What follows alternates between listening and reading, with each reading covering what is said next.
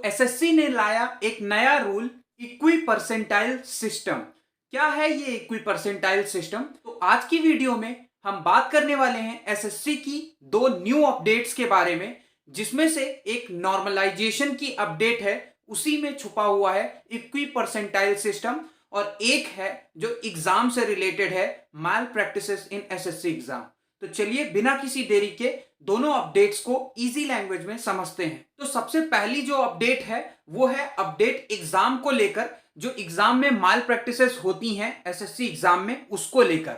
तो आपको कुछ बातें ध्यान रखनी है जो एसएससी की नोटिस में बताई गई हैं। सबसे पहले, SSC is strictly monitoring malpractices in exam.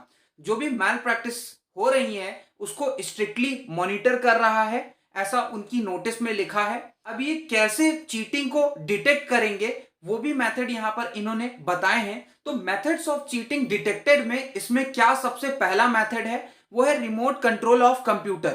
कभी कभी क्या हो रहा था कि कंप्यूटर का एक्सेस ही किसी और को चला जा रहा था, तो ये जो एक्सेस है इसको रोकने के लिए इन्होंने स्ट्रिक्टली मेजर लिए हैं।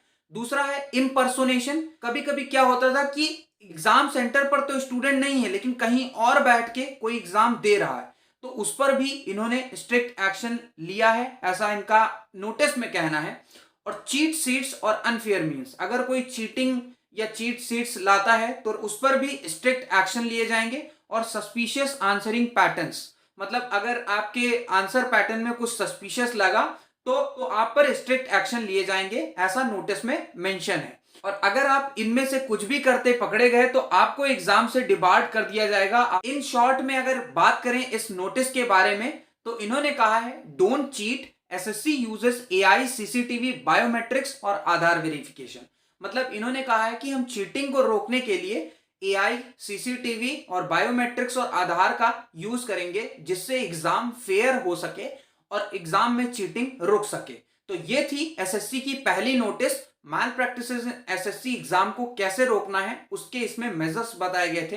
अब हम चलते हैं जो हमारे वीडियो का मेन टॉपिक है, एसएससी का new rule, equi percentile system. तो इस बार इन्होंने नॉर्मलाइजेशन में इक्वी परसेंटाइल सिस्टम लाया है। ये इक्वी परसेंटाइल सिस्टम क्या है, अब पहले ये समझ लेते हैं कि ये इक्वी परसेंटाइल सिस्टम क्यों लाया है। तो exams are held in multiple sets with different difficulty levels. मतलब कि जो एग्जाम है कई शिफ्ट में होते हैं और हर शिफ्ट का अपना एक डिफिकल्टी लेवल होता है। कुछ क्या होते हैं, बहुत ज्यादा डिफिकल्ट हो जाते हैं, कुछ मॉडरेट और कुछ इजी हो जाते हैं। तो इससे जो है इन्होंने इसी को ध्यान में रखकर इन्होंने इक्वी परसेंटाइल सिस्टम लाया है। अब इस इक्वी परसेंटाइल सिस्टम को हम एक एग्जाम्पल के थ्रू समझते हैं। क्या है ये इक्वी परसेंटाइल सिस्टम? तो थोड़ी देर के लिए मान लो कि एक कैंडिडेट ए है जिसने 200 के स्कोर में उसका स्कोर 100 आया और उसका एग्जाम टफ शिफ्ट में पड़ा। अब उसका जब स्कोर कैलकुलेट हुआ तो जो उसका परसेंटाइल बना वो टोटल 80 परसेंटाइल बना। वहीं अगर हम बात करें दूसरे कैंडिडेट की जिसका नाम है कैंडिडेट बी, अगर हम उसकी बात करें तो उसका भी एग्जाम 200 मार्क्स का था, लेकिन उसके जो है मार्क्स आए 120, लेकिन जो इसका शिफ्ट था वो इजी था। तो जब स्कोर कैलकुलेट किया तो इसका भी स्कोर 80 परसेंटाइल आया। अब ये कैसे हुआ?